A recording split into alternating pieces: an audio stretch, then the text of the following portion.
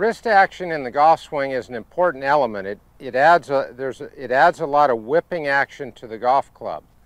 A lot of you, and it's not that you can't do it this way, but a lot of people trying to cock the club with their left hand never get a sense of how to uncock or what square is.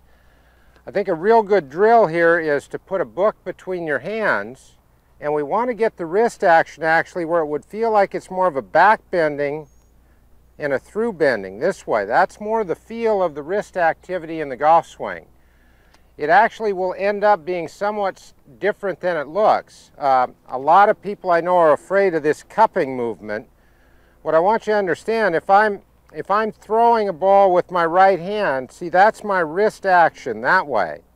Now what happens when I do that with my wrist and I rotate with my body, the wrist actually never releases to this position.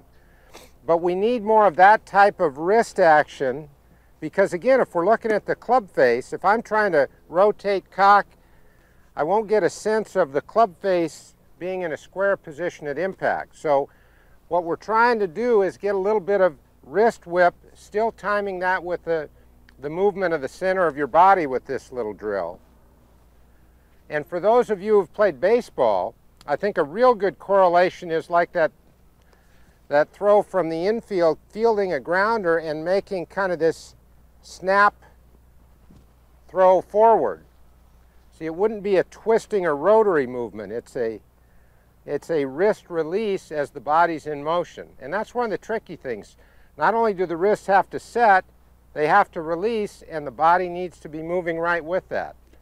Practice it with a book in your hand and with your body in motion, and get these wrists loosened up.